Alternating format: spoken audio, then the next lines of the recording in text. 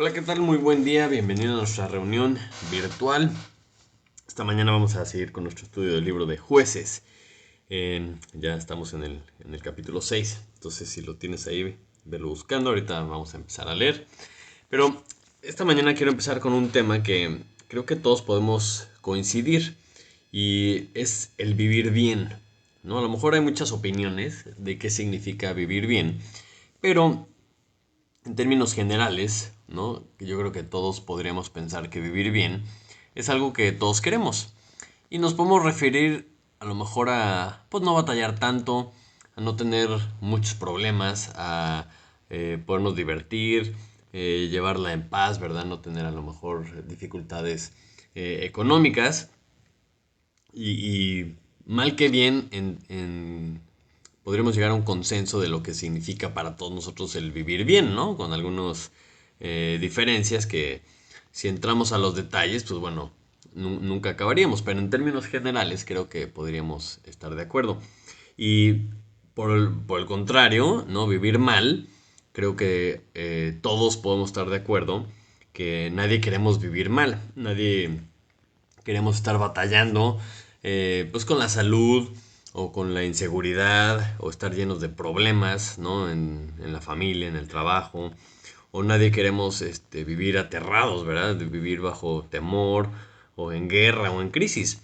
Creo que cualquiera de nosotros podríamos decir, no, no, yo no quiero nada de eso, ¿no?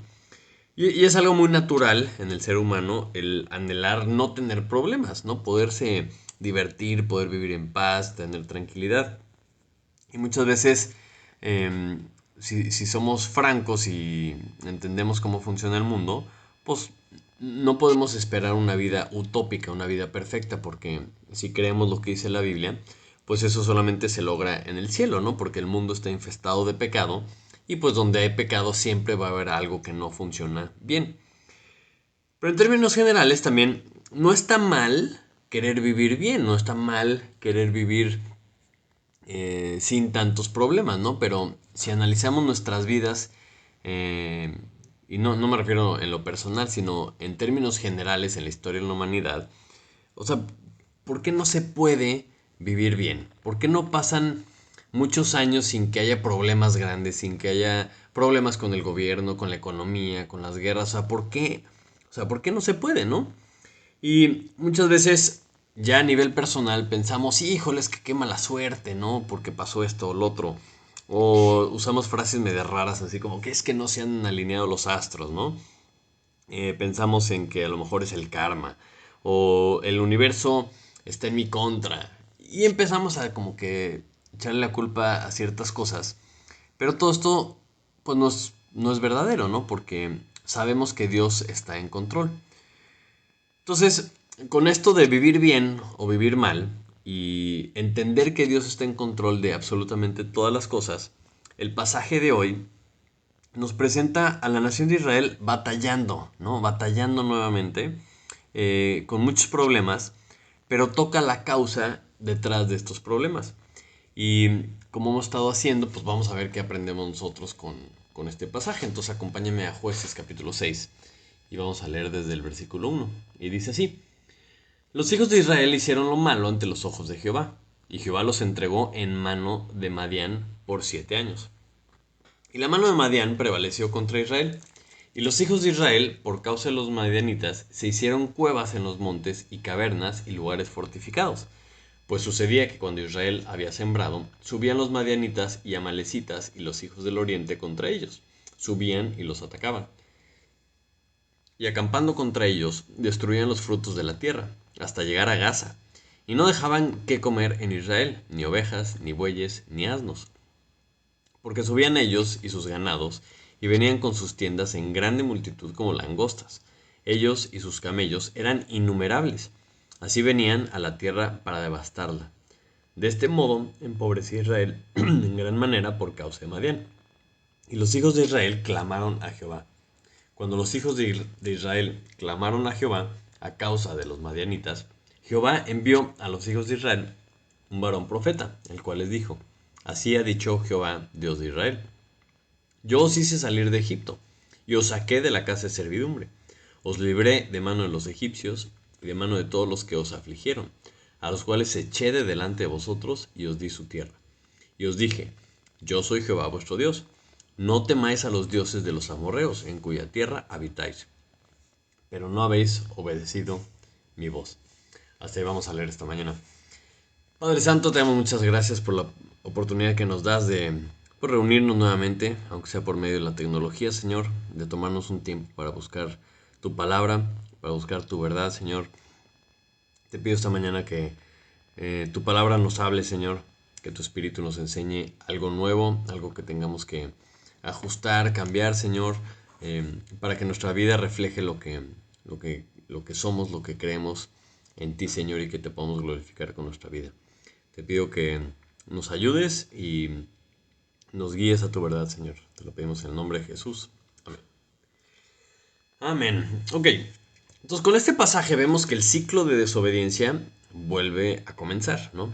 Dice que vuelven a hacer lo malo ante los ojos de Jehová. Y como hemos visto en todas las otras ocasiones que la nación de Israel había estado haciendo esto, es muy, muy claro entender que es serle infiel a Dios, ¿no? Dejar a Dios e irte, o sea, que se fueran con otros dioses, dejarlo, temerle a otros dioses, ¿no? Entonces, los siguientes 3 capítulos nos cuentan la historia de este siguiente juez que es Gedeón, que vamos a ver más adelante. Pero el pasaje esta mañana vamos a empezar con la descripción del problema. No vamos a recordar, para poder tener una aplicación para nosotros, vamos a recordar que la nación de Israel es un cuadro para nosotros como creyentes. Y vamos a ver qué aprendemos nosotros con lo que está pasando la nación, con lo que Dios está haciendo y cómo está preparando cómo está preparando las cosas para el siguiente juez. Entonces podemos empezar entendiendo que las cosas siempre suceden por algo, ¿no? El versículo 1 dice que los hijos de Israel hicieron lo malo ante los ojos de Jehová. Es el detonante. Dejan a Dios, se alejan, dice, y Jehová los entregó en mano de Madián por 7 años. Entonces, Dios ya les había dicho, ya estaba escrito en la ley, qué es lo que pasaba si dejaban a Dios. Y acompáñame a Levítico, capítulo 26, versículo 14 en adelante. Y pon atención en el nivel de detalle que Dios pone en sus palabras, porque dice así: pero si no me oyereis, ni hiciereis todos estos mis mandamientos, y si desdeñareis mis decretos, y vuestra alma menospreciare mis estatutos, no ejecutando todos mis mandamientos, e invalidando mi pacto, yo también haré con vosotros esto. 2 puntos. Dice, enviaré sobre vosotros terror, extenuación y calentura, que consuman los ojos y atormenten el alma. Y sembraréis en vano vuestra semilla, porque vuestros enemigos la comerán. Pondré mi rostro contra vosotros, y seréis heridos delante de vuestros enemigos. Y los que os aborrecen se enseñorearán de vosotros, y huiréis sin que haya quien los persiga. Es increíble el nivel de detalle que Dios pone en la advertencia, en las consecuencias, para que el día que sucediera tal cual lo que Dios había dicho que iba a suceder, ¿no? Y en este caso, Dios permite que esto suceda. Dice que Jehová los entregó en manos de Madián. ¿Por qué? Pues porque hicieron exactamente lo que les dijo que no hicieran, que no lo dejaran, que no menospreciaran lo que él había dicho y que no invalidaran el pacto, ¿no? Al irse con otros dioses. Entonces vemos que la nación de Israel sembraba y subían los de Madián y se comían todo. Entonces dices, ah, caray, está pasando exactamente lo que les había dicho. Entonces, si todo está bajo el control de Dios, no podemos pensar que algo de lo que está sucediendo en nuestra vida, en nuestro alrededor, es algo accidental. Y muchas veces nos enojamos con Dios porque pues, le reclamamos y no nos ponemos a pensar, a ver, espérame, o sea, ¿qué está pasando? La Biblia dice que no hay ninguna maldición, no viene ninguna maldición sin causa. Entonces, cuando pasan algunas de las cosas que nosotros vemos como algún problema, alguna opresión o algo, hay que ponernos a pensar, a ver, ¿qué podrá estar pasando? ¿No? Y me viene a la mente un poco la historia de Job, que Dios, o sea, permite que Satanás destruya todo lo que tiene, y después se le quita toda su salud, nada más Dios le dice que no lo matara, ¿no? Pero es interesante si lees el capítulo 1 de Job, o sea, en realidad Dios le dice a Satanás, ¿no has considerado a mi siervo Job? Entonces a mí como que en ciertas épocas dices, bueno, qué mala onda de Dios, ¿no? O sea, por qué lo metió en problemas? ¿Por qué hizo que sucediera eso? Y si nosotros pensamos así, pues estamos mal, porque no entendemos la soberanía de Dios, no entendemos el plan que él tenía. Obviamente él tenía un propósito con Job, y era que después de esto que le iba a suceder, iba a salir más, más santificado, ¿verdad? Iba a salir más preparado, iba a ajustarle algunas tuerquitas que tenía que ajustarle porque no estaba pensando bien, y a lo largo de todo el libro nos damos cuenta un poco de eso. Y cuando vemos una persona batallando, también me hace pensar un poco en Pedro, ¿no? En Lucas capítulo 22, versículo 31. Dice así, dijo también el Señor, Simón, Simón, he aquí Satanás os ha pedido para zarandearos como trigo, pero yo he rogado por ti, que tu fe no falte, y tú, una vez vuelto, confirma a tus hermanos. Él le dijo, Señor, dispuesto estoy a ir contigo no solo a la cárcel, sino también a la muerte. Y él le dijo, Pedro, te digo que el gallo no cantará hoy antes que tú niegues 3 veces que me conoces. Es interesante cómo Jesús está diciendo que Satanás había pedido permiso, ¿verdad?, para zarandear a Pedro. Y porque él no puede hacer absolutamente nada sin el permiso de Dios. Pero es interesante la respuesta de Jesús porque dice, o sea, no es que no le haya permitido que los zarandearan, sino que pide que su fe no falte. Dices, ah, caray, ¿por qué no mejor le dijo, no lo puedes tocar porque es mi hijo consentido, ¿verdad? O algo así pensaríamos a veces que pudo haber contestado Jesús. Pero el propósito es que después de esa zarandeada que le iban a meter a Pedro, él iba a crecer. Él iba a convertirse en el Pedro que vemos más adelante en Hechos y vemos más adelante en las epístolas, porque esa zarandeada tenía un propósito de parte de Dios. Y muchas veces Dios permite que pasen estas cosas en nuestra vida con la finalidad de que lo busquemos a Él, con la finalidad de que nos acerquemos a Él o que vayamos a aprender algo. O sea, debemos de creer y entender que Dios está en control. Entonces, a lo mejor es tiempo que dejemos de hacer berrinche, dejemos de pelearnos con Dios porque no es lo que yo quiero, ¿no? Estas circunstancias que me están pasando no es lo ideal para mí. A ver, Dios es el que está en control. Entonces, hay que aceptar esto y hay que buscarlo a Él para que salgamos adelante con la lección que Él tiene para nosotros. Pongámonos a pensar mejor, a ver, en vez de estar luchando con Dios, a lo mejor hay algo que yo estoy haciendo, a lo mejor estoy haciendo lo malo, ¿verdad? Ante los ojos de Dios. A lo mejor estoy siendo disciplinado porque no quiero cambiar. A lo mejor no es una consecuencia de mi pecado. O a lo mejor es el resultado de una prueba. ¿Se acuerdan, no? Que cuando tomamos buenas decisiones en la vida vamos a ser probados. Y este ejemplo de Pedro es un ejemplo perfecto para esto, porque él dice, Señor, dispuesto estoy a ir contigo no solo a la cárcel, sino también a la muerte. O sea, él está tomando una decisión de corazón de decir, yo estoy dispuesto a seguirte hasta la muerte. Entonces Cristo le dice, ok, vamos a ver si es cierto, ¿verdad? Porque antes de que suene, de que cante el gallo, me vas a negar 3 veces. O sea, él acaba de tomar una buena decisión, se acaba de proponer en su corazón seguir a Cristo hasta la muerte. Y luego viene la prueba, ¿no? Oye, tú eres de los seguidores de Jesús. Y él dice, no, yo ni lo conozco, ¿verdad? Esa es una prueba. Y obviamente Pedro reprueba esa prueba. Y después vienen todas las pruebas que iba a pasar Pedro para crecer, para llegar a ser ese líder de la iglesia en Jerusalén, ¿no? Entonces, interesante. Entonces, para darnos cuenta si esto es una prueba o es una consecuencia o es una disciplina de parte de Dios, es relativamente darnos cuenta, es relativamente fácil darnos cuenta, simplemente si observamos nuestra vida. Ah, claro, ¿verdad? Que ese es el problema, ese es el detalle, ese es lo que está difícil, porque necesitas analizar tu vida desde el punto de vista de Dios. Y casi siempre analicemos las cosas desde nuestro propio punto de vista. pero hay que entender que la única perspectiva correcta es la perspectiva de Dios. Entonces, cuando tú analizas tu vida, cuando tú das un pasito atrás y ves, pues a lo mejor el manejo de tu tiempo, tus prioridades, qué te importa, qué no te importa, qué estás haciendo, cuando tú analizas honestamente tu vida refleja a quién estás sirviendo. Y eso es algo perfectamente claro. El, el versículo 2 de nuestro pasaje esta mañana dice que la mano de Madián prevaleció contra Israel. Y los hijos de Israel, por causa de los madianitas, se hicieron cuevas en los montes y cavernas y lugares fortificados. ¿A qué voy con esto? Estamos hablando del pueblo escogido de Dios, ese pueblo conquistador que había derrotado a todos estos pueblos para ocupar la tierra porque Dios se las había dado.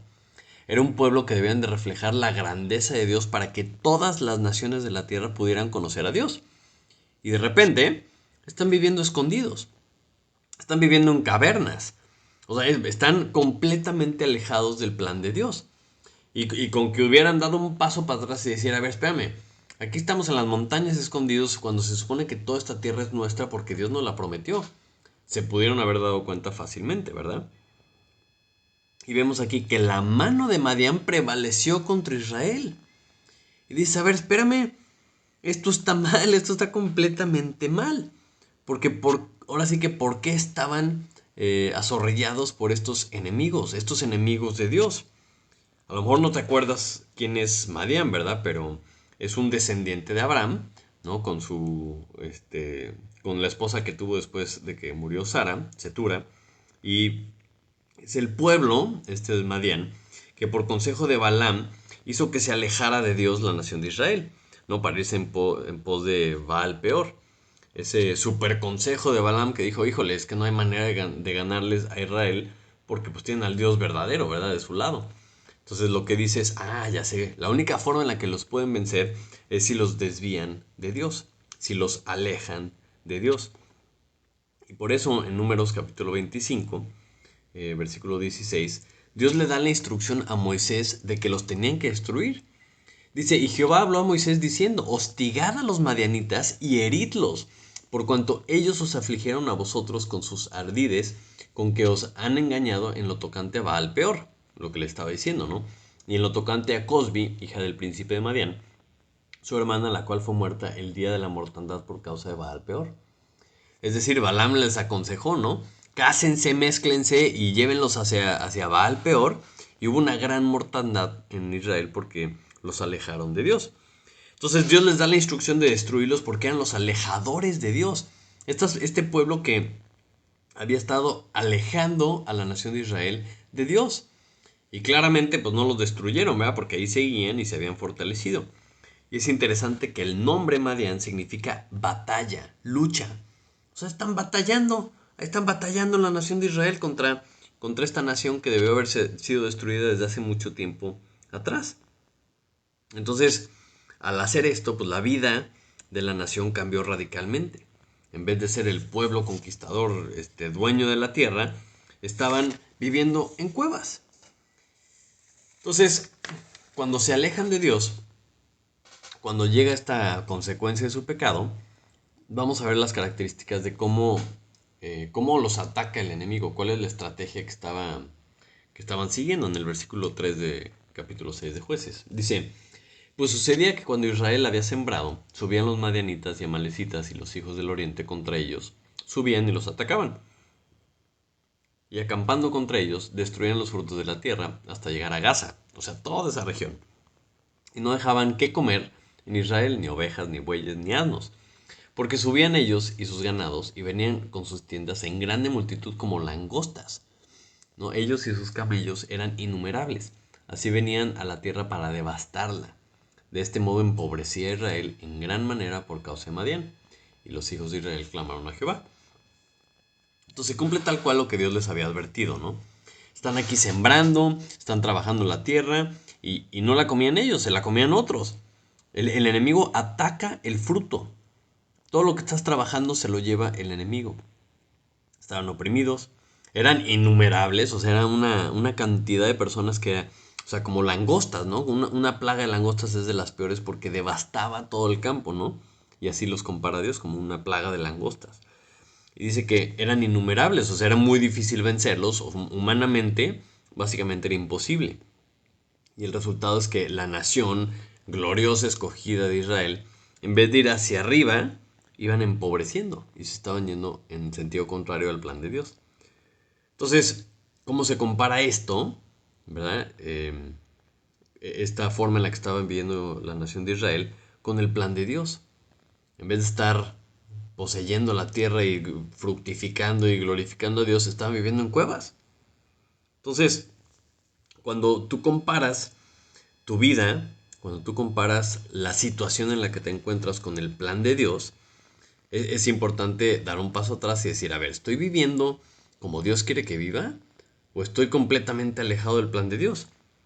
Y es importante entender que, o sea, Dios nunca dice que vamos a tener una vida perfecta, ¿no? Eso solamente en el cielo. Y esa es la esperanza que tenemos. Pero aquí, o sea, no vamos a tener ni prosperidad, ni abundancia, ni todo ese tipo de cosas, porque para eso tenemos la esperanza de la vida eterna. Jesús dijo que en esta vida íbamos a tener aflicción. ¿Por qué? Sobre todo si seguimos a Jesucristo. Nunca nos prometió que íbamos a tener abundancia de cosas, ni que no íbamos a tener problemas, ni que íbamos a vencer a los gobiernos, nada de eso. O sea, eso es en el Antiguo Testamento o en la eternidad, más adelante cuando regrese Cristo. A nosotros nos toca padecer como Jesucristo.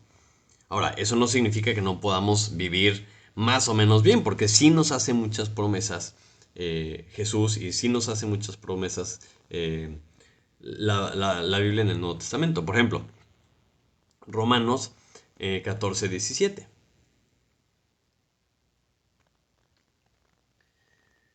Dice así, porque el reino de Dios no es comida ni bebida, sino justicia, paz y gozo en el Espíritu Santo. Es interesante como te está diciendo, o sea, no te estoy prometiendo que estés bien, que estés con la panza llena. No se trata de comida ni bebida, sino justicia, paz y gozo en el Espíritu Santo. Por eso la insistencia de que debemos vivir en el Espíritu, porque si tú vives en el Espíritu vas a tener justicia, paz y gozo. ¿Y a poco no es lo que todos deseamos? Pero lo deseamos en el plano físico y no en lo espiritual. Si tú no vives en el Espíritu, pues obviamente no tienes justicia, paz y gozo. Y andas batallando porque estás viendo lo físico. Que Dios dice que no pongamos los ojos en lo físico, sino en lo espiritual. Ahora, obviamente necesitamos comer, ¿verdad? No es algo que Dios diga, no, pues ni modo, ¿verdad? Se tienen que morir de hambre. Mateo 6 también nos promete ese tipo de cosas, pero nos ubica. Porque dice, por tanto os digo, no os afanéis por vuestra vida, que habéis de comer o que habéis de beber, ni por vuestro cuerpo, que habéis de vestir. ¿No es la vida más que el alimento y el cuerpo más que el vestido?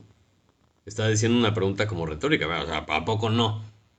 Y muchos a lo mejor no entendemos que, o sea, la vida es más que lo que comemos y más que lo que vestimos y más que nuestra casa o nuestro coche. O sea, la vida no se trata de eso. Dice, mirad las aves del cielo, que no siembran ni ciegan ni recogen en graneros, y vuestro Padre Celestial las alimenta. ¿No valéis vosotros mucho más que ellas? ¿Y quién de vosotros podría, por mucho que se afane, añadir a su estatura un codo? Y por el vestido, ¿por qué os afanáis? Considerad los lirios del campo, cómo crecen, no trabajan ni hilan, pero os digo que ni aun Salomón con toda su gloria se vistió así como uno de ellos. Y si la hierba del campo que hoy es y mañana se echa en el horno, Dios la viste así, ¿no hará mucho más con vosotros, hombres de poca fe? No os afanéis pues diciendo, ¿qué comeremos, o qué beberemos, o qué vestiremos? Porque los gentiles buscan estas cosas, pero vuestro Padre Celestial sabe que tenéis necesidad de todas estas cosas. Mas buscad primeramente el reino de Dios y su justicia, y todas estas cosas os serán añadidas. Es lo que está diciendo, o sea, no te preocupes, Dios sabe que tienes necesidad de estas cosas, pero pon tus ojos en las cosas de arriba. Busca primeramente el reino de Dios y su justicia y Él se encarga de todo lo demás. No vales más que un pájaro, no vales más que un lirio del campo, entonces no te preocupes. Pero el problema es que dice, no hará más con vosotros, hombres de poca fe. Ese es el problema, que no le creemos. Y estamos afanados y estamos engañados, correteando humo, correteando esas vanidades, ¿no? Que significa humo, Y te dice, busca primero el reino de Dios y su justicia y todo lo demás viene por añadidura, o sea, pero no lo creemos. Queremos las cosas físicas y no queremos las cosas espirituales porque estamos viendo lo que vemos en esta vida. Y Dios nos prometió justicia, paz y gozo en el Espíritu. Nos ofrece y nos promete vida eterna a los que creemos en Él. Nos promete que vamos a reinar junto con Él. Pero no ahorita. Ahorita tenemos un propósito, tenemos una encomienda de parte de Él. Y tenemos que enfocarnos. Tenemos que buscar el reino de Dios. Tenemos que representar al reino de Dios para que más gente crea. Por eso nos promete esa esperanza de la vida eterna. Entonces, en nuestra propia vida debemos identificar a Madián. ¿Cómo que Madián? A esas cosas, a esas personas, o a cualquier cosa que nos aleja de Dios. Identifica con qué estás batallando. ¿A qué estás poniendo primero que a Dios? ¿Qué cosas te están alejando de Dios? Si tú te alejas, das un paso para atrás y ves tu vida, ¿estás viviendo en cuevas? ¿Estás escondido? ¿Estás aterrado? ¿No tienes frío? ¿Tienes temor? No estás viviendo como Dios quiere que vivas. Entonces, ¿qué te está alejando de Dios? Búscalo, ora, encuéntralo y destrúyelo. Porque esa es la estrategia que hace el enemigo. O sea, el enemigo va tras el fruto. Cualquier cosa que tú estés haciendo para Dios, el enemigo lo va a querer destruir. O sea, porque él no quiere que haya fruto, no quiere que Dios sea glorificado. O no quiere que haya fruto en tu vida. Entonces, si tú tomas un pequeño pasito para Dios, ¡pum! Va a venir el ataque. ¿Para qué? Para que no se note, para que no crezcas, para que tengas hambre, que no comas el alimento que Dios quiere, para que estés débil, para que seas pobre espiritualmente. Pero ese es el enemigo atacando. No estás viviendo como Dios quiere que vivas. Y en nuestra historia esta mañana vemos que a Israel le tomó 7 años, nada más 7 años reaccionar. Y dices, bueno, puede ser mucho, puede ser poco. Pero ¿te imaginas sembrar 7 años y que no puedas comer de eso? Que lleguen siempre cada año justo cuando estás listo para cosechar y ¡fup! Te roben todo. Que por fin creció tu rebaño y tienen más ovejitas y ya vas a poder echarte un cabrito así. ¡Pum! Se lo llevan. O sea, ¿te imaginas el trabajo de 7 años y que no puedas gozar de tu trabajo? Entonces, después de estos 7 años de sufrimiento, o sea, Dios entra en acción cuando Israel clama a Él. Entonces, el punto de estas circunstancias problemáticas, el punto de que Jehová los entregara en manos de Madián, era hacer que buscaran a Dios, ¿no? El versículo 5 de nuestro pasaje, o sea, nos menciona que eran innumerables como langostas, era una cosa tremenda, ¿no? Y llegaban y se ponían ahí su campamento y pues básicamente era imposible ganarles. Entonces, cuando te enfrentas a una cosa que es ya imposible en tus fuerzas, pues no te queda de otra más que pues, buscar a Dios. Y es lo que ellos hicieron, buscaron a Dios. Y una vez que claman a Dios, vamos a ver qué es lo que Él hace. Dice que Jehová envió a los hijos de Israel un varón profeta, el cual les dijo, así ha dicho Jehová, el Dios de Israel. O sea, no mandó fuego del cielo y destruyó a los madianitas, no hizo que cayera granizo. Lo primero que hace es que les manda un profeta que les dice, así ha dicho Jehová. Les recuerda la palabra de Dios, les recuerda lo que Dios dijo. Entonces, ¿qué le dice Dios? No, porque así ha dicho Jehová. Y dice, yo os hice salir de Egipto y os saqué de casa de servidumbre. Os libré de mano de los egipcios y de mano de todos los que os afligieron, a los cuales eché de delante de vosotros y os di su tierra. Dices, wow, ¿no? Entonces es lo que yo hice. Dios le recuerda, primero que nada, lo que Él hizo. Y le acaba diciendo, yo soy Jehová vuestro Dios. Y yo te dije, no temas a los dioses de los amorreos, en cuya tierra habitáis. Pero no habéis obedecido mi voz. Es decir, Dios le recuerda, mira, esto es lo que yo dije, esto es lo que yo hice, y esto es lo que tú hiciste. ¿Qué hiciste? No me obedeciste. Te fuiste con otros dioses. ¿No? Les está dando el sermón del regaño de decir, a ver, vamos a ver, ya clavaron a mí, perfecto. ¿Sí se acuerdan lo que yo hice por ustedes? Ok.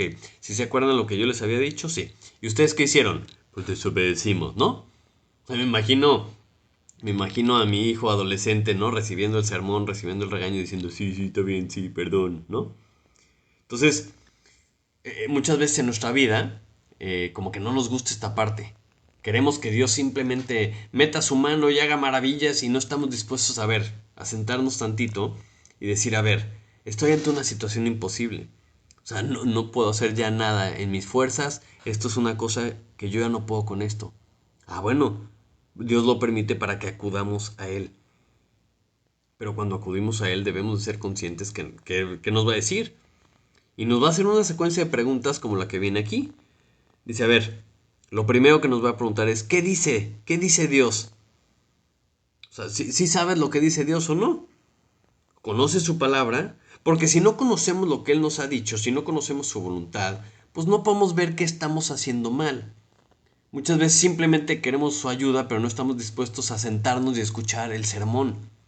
El decir, a ver, ¿sí sabes lo que hiciste mal? Porque si no hacemos eso, vamos a repetir vez tras vez el error. Te tienes que sentar y reconocer qué es lo que hiciste mal. Tienes que primero saber qué es lo que Dios ha dicho. Y después te puede preguntar Dios, bueno, ¿y qué he hecho yo en tu vida? O sea, ¿qué ha hecho Dios en tu vida? La semana pasada hablábamos de la importancia de hacer memoria de las cosas que Dios hace en nuestra vida. O sea, la importancia de no olvidar lo que Dios hace por nosotros. Porque si te olvidas, te alejas del plan, te alejas del propósito, te alejas de lo que Dios estaba haciendo contigo. Entonces, ¿qué ha hecho Dios en tu vida? ¿Nada? ¿Sí? ¿De dónde te sacó? ¿Qué estabas haciendo? ¿Hacia dónde ibas? ¿Sí te acuerdas? Ok, ¿te acuerdas lo que dije? Sí, perfecto. Y la tercera pregunta que te va a hacer es, ¿y qué estás haciendo tú? ¿Qué estás haciendo tú? O sea, si tú identificas el pecado, si tú identificas la cosa que está causando que tu vida se esté descarriando, te puedo garantizar que el 100% de las veces la respuesta es lo que dice el versículo 10. No habéis obedecido mi voz. Entonces, cuando tú no obedeces a la voz de Dios, pues obviamente Él va a permitir que pasen cosas para que lo busques. Y esa palabra obediencia muchas veces se esconde detrás de la fe. Y yo estoy convencido que no están peleadas. La obediencia es una evidencia de la fe. Y la fe es una consecuencia de la obediencia. Acompáñame a Hebreos 5, Hebreos capítulo 5, versículos 8 y 9.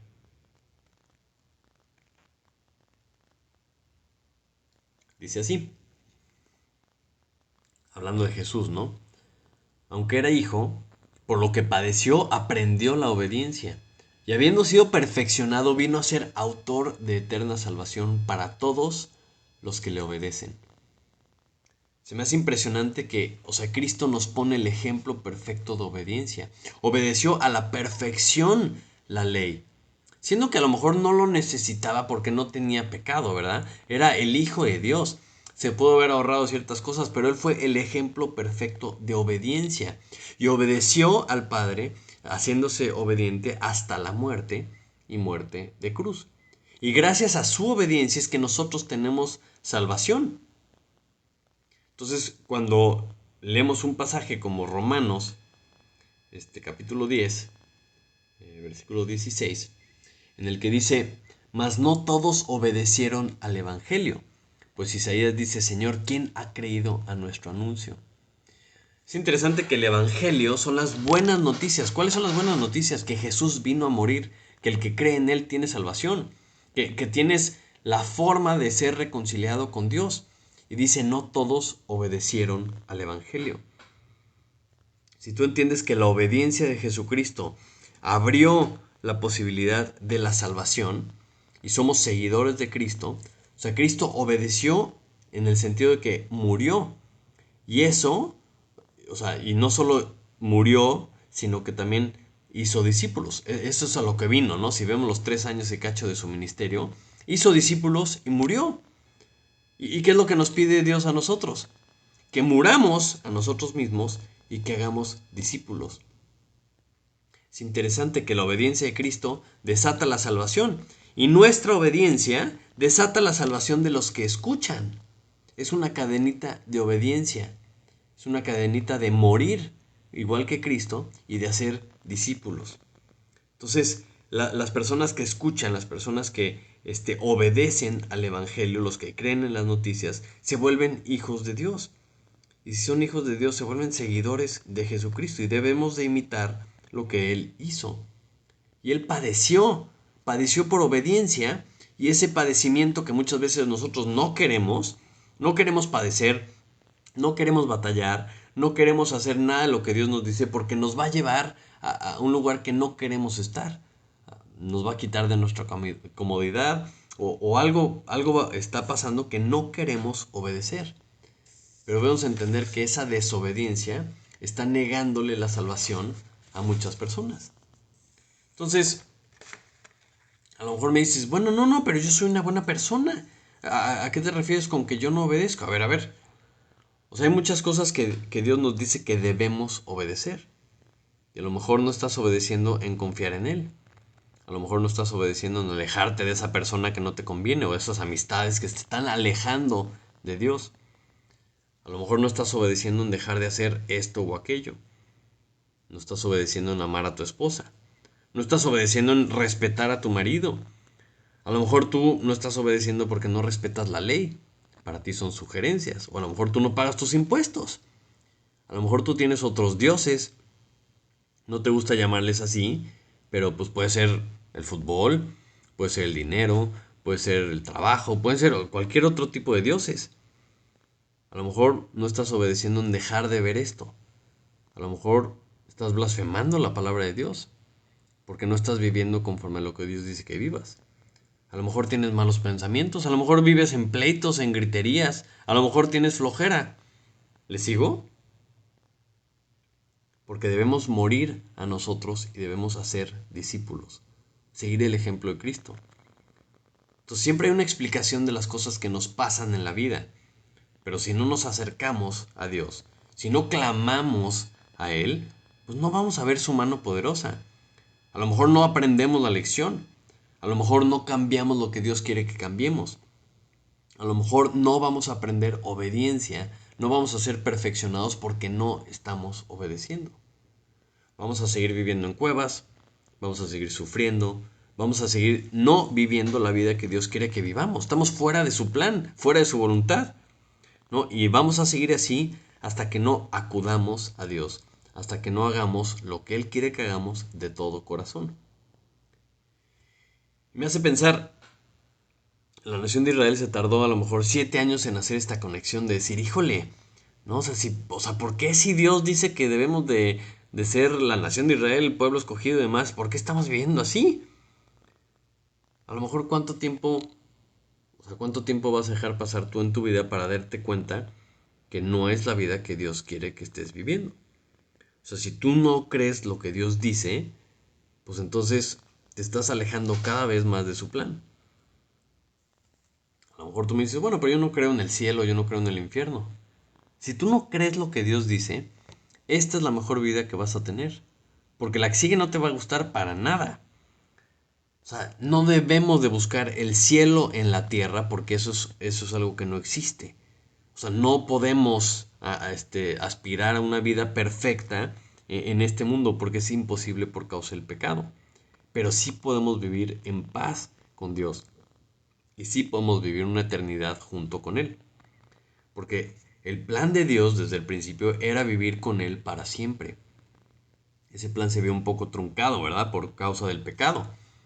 Pero Dios es un Dios de amor y nos da la solución.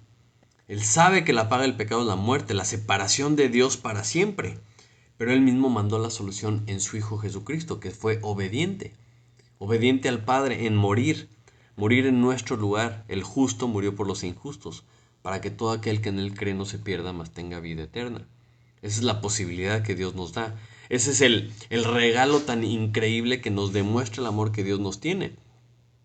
Y todo el que cree en Él se vuelve hijo de Dios. Y yo siempre trato de mencionar esto porque, aunque tú a lo mejor ya hayas creído, es importantísimo recordar lo que Jesús hizo por ti. O sea, por eso cada inicio de mes recordamos con la Cena del Señor qué fue lo que Él hizo por nosotros. Y ese debe ser el punto de partida de cada día. O sea, cada día que te despiertas, si tú eres un hijo de Dios, tienes que acordarte que eres un hijo de Dios. Tienes que acordarte qué fue lo que Jesús hizo por ti. Porque si no, si tú no recuerdas esto, se te olvida de qué se trata todo.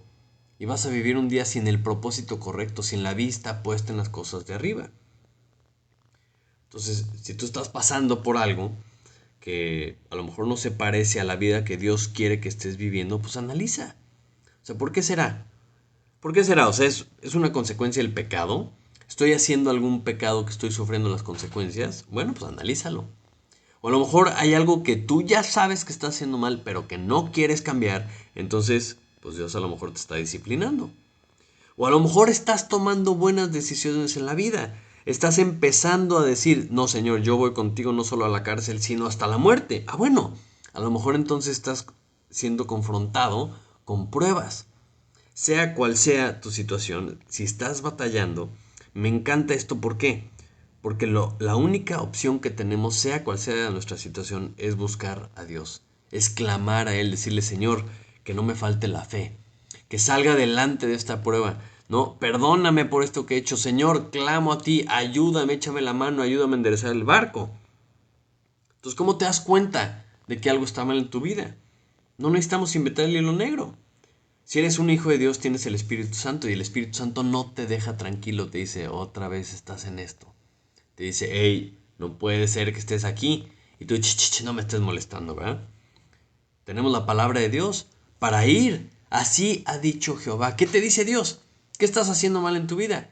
Ah, pues eso es más fácil, pues cierras la Biblia y ya no la lees. Entonces silencio, ¿verdad? Pero también tienes a la iglesia. Y si Dios te manda un hermano, y tú le preguntas, oye, es que tú batallando, dice, así ha dicho Jehová, ¿qué vas a hacer? ¿Lo vas a escuchar? ¿Vas a oír el Espíritu Santo? ¿Vas a hacerle caso a la palabra de Dios? ¿Vas a hacerle caso a algún hermano que te dirija a lo que Dios ha dicho? Porque si tú no estás bien, no podemos estar bien como iglesia. No podemos estar bien, no podemos funcionar bien como cuerpo. Es como andar por la vida con un tobillo torcido, no, con el estómago suelto.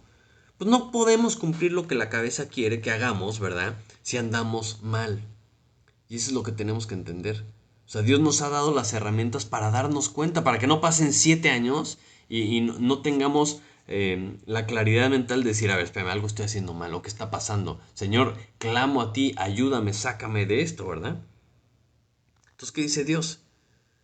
O sea, recuerda lo que Dios ha dicho. Recuerda las cosas que Dios ha hecho en tu vida. Y ponte a pensar, ¿qué estoy haciendo? O sea, si Dios te está hablando, pues hay que reconocerlo.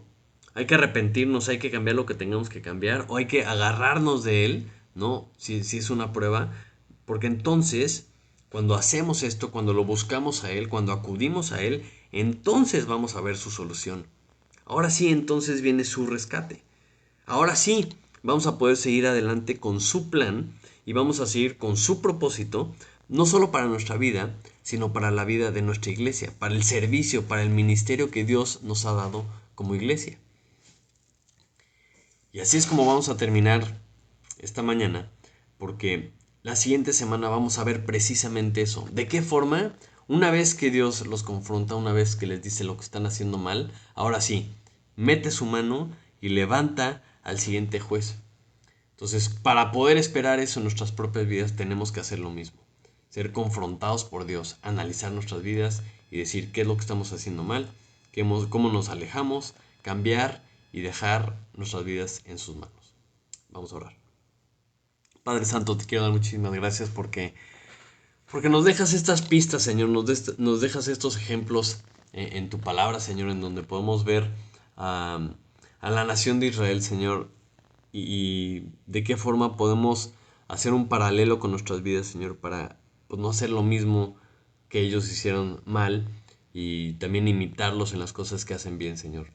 Te pido que nos des la claridad para poder ver en nuestras propias vidas si es que hay algo que necesitemos enderezar, hay algo que sea una consecuencia de nuestro pecado, Señor.